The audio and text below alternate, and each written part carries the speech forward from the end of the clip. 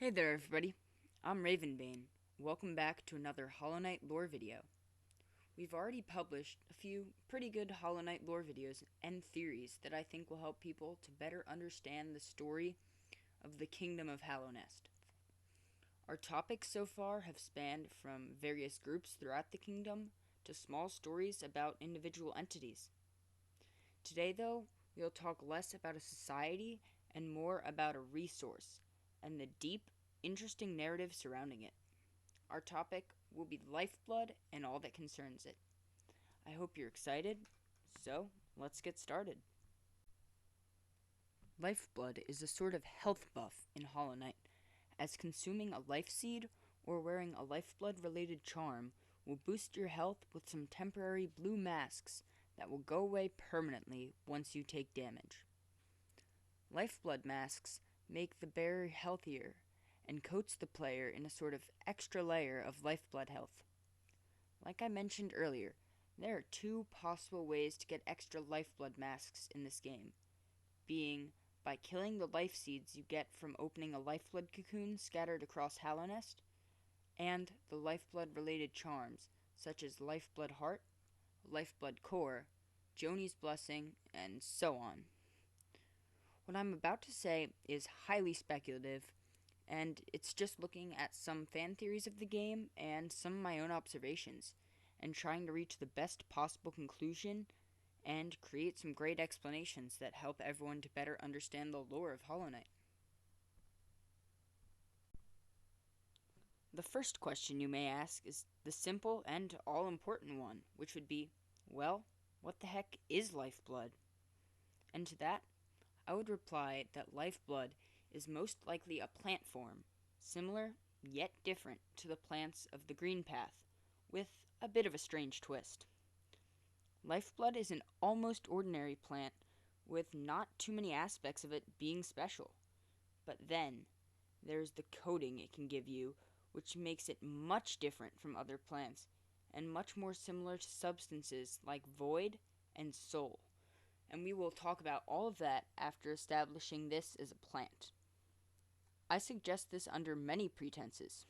First off, lifeblood behaves quite like a plant, not being infective and destructive like a fungus, and not quite acting like most of the vital fluids, soul and void, that we see in the game.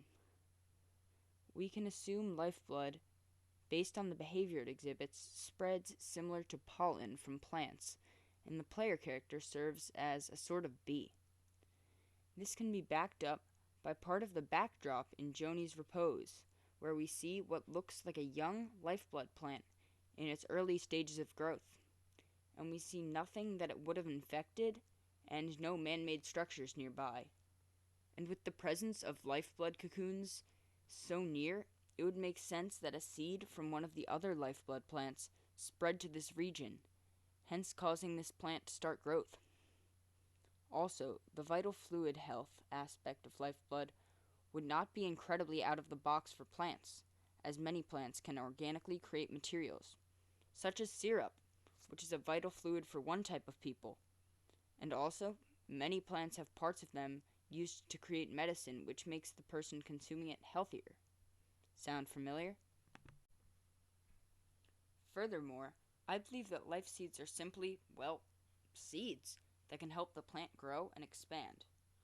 And we see in game that this is likely not the final stage of development for a lifeblood plant, as we see the butterfly plants and the alive butterflies inside the final area of Joni's Repose.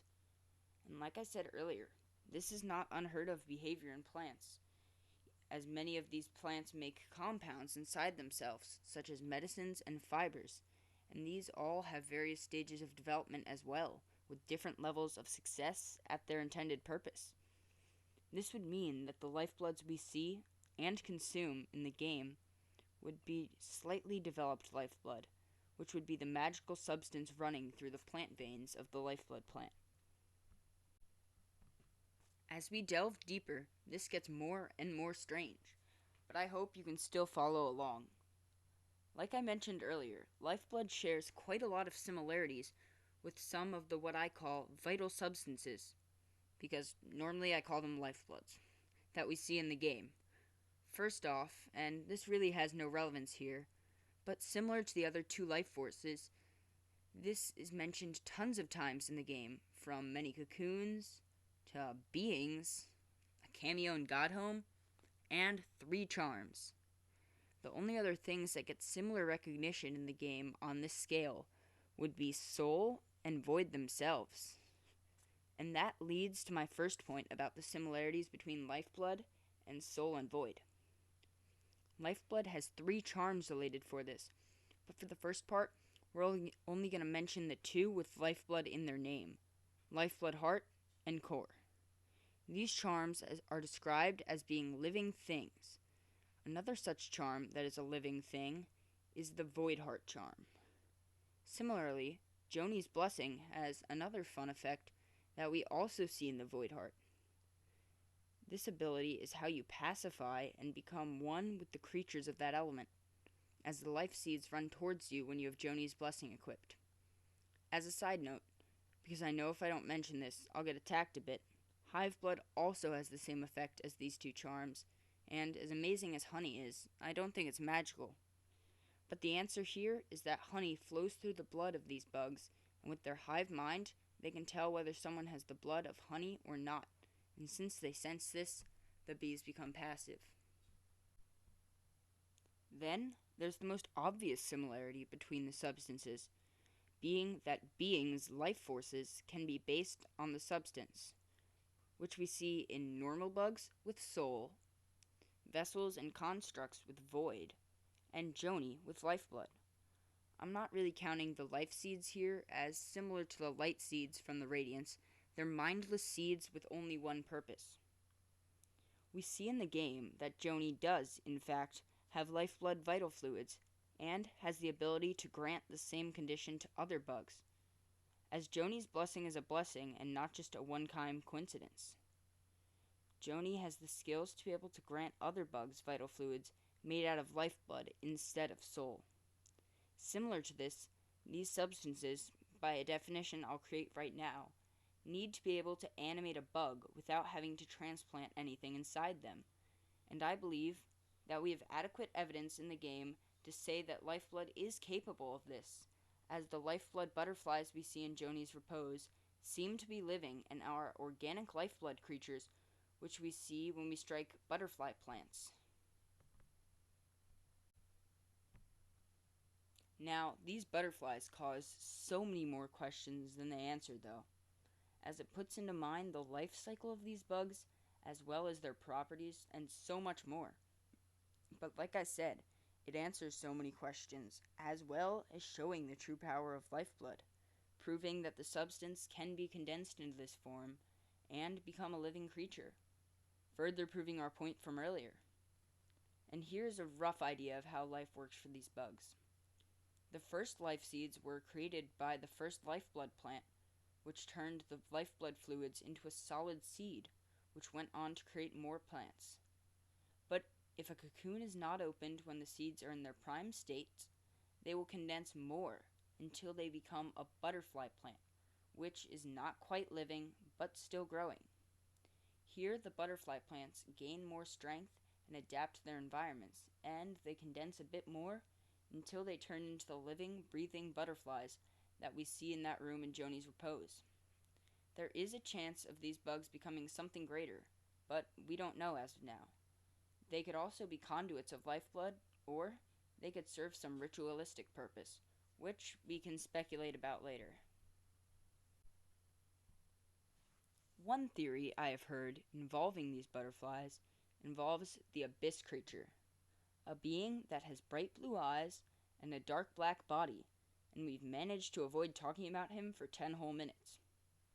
You can find this being blinking at you in the room in the abyss where you find the lifeblood core charm, and this room is in a sort of a dreamlike place.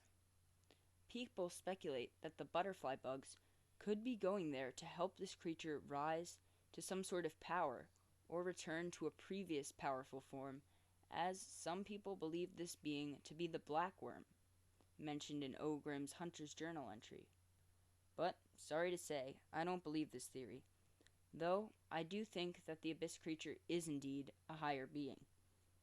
I believe that the butterflies are just normal bugs born of lifeblood, but since they are so fantastical and different, people worship these beings, especially after seeing the properties of uncondensed lifeblood. These people devoted their worship to the higher beings of lifeblood, which would be the abyss creature, and he could grant them special abilities, such as turning them into lifeblood beings. Joni, considered a heretic because of her worship of this being, so different to that of the Pale King, could have served as a sort of priest for this creature, and that would make sense given the fact that she too can bestow the blessing to people who worship the abyss creature. I believe that there was pushback against those who worshipped the abyss creature in lifeblood, and this could be the reason that Joni laid herself to rest. But it is likely that she sacrificed herself for another reason that would be beneficial to the heretics who worshipped lifeblood. We can see in the games many higher beings weakening and losing power, either due to natural causes or the Radiance's grip on them and the bugs of Hallownest. And when Joni died, due to her strong powers, she became a bigger and more powerful lifeblood cocoon than those that naturally occurred. And she created an environment where the lifeblood creatures could continue to survive. This likely allowed the lifeblood being to retain his power and life, and allowed these bugs to keep living on. Out of the shame he would have felt at this, he locked himself away and only allowed entry to those most devoted to the lifeblood so that they could seek him when the time was right. There are a few unanswered questions here that either didn't make it in with the theory, or I don't know enough to talk about. First off, the area where the knight accesses the lifeblood core, past the 15 lifeblood door, appears to be a dreamlike area, as there are dreamcatcher particles, and the layout is similar to that of other dream levels. And I've heard theories about lifeblood being a dreamlike substance, but I can't really place my finger on what any of this means. Secondly, the abyss creature and a strange dream lifeblood vine thing appear in Godhome behind a locked door. The abyss creature is likely here due to his higher status, as he could have been called by the Godseekers. But everything else here makes no sense, especially the locked door. So, I'm just gonna say that this is a gameplay mechanic, but based on the way it's presented, I know it isn't, and I'm looking forward to Silksong to answer this, since we see lifeblood syringes in the trailer, and it's apparent that lifeblood will play a crucial role in the next game. Many people will say that if the abyss creature isn't the black worm, well, what is it? I have a strange, no evidence little theory on that. I believe that one of the first lifeblood plants was opened, allowing lifeblood in a low condensation to escape. And like I said, even though these beings are mindless, they still have a goal. This lifeblood proceeded to inhabit a bug and become the abyss creature. Another theory I have is that this could be the form after the butterflies and require about 6 or so of the lifeblood butterflies to create this thing, one per eye, to form into the abyss creature. And this creature is just the oldest, wisest, and last surviving member of these bugs. Lastly, lifeblood seems to inhabit places that are dark and dreary, and I have absolutely no explanation for this. Anyways, thank you guys so much for watching this long theory on lifeblood. I hope you enjoyed it, and now you have a greater understanding on lifeblood and the lore of this game.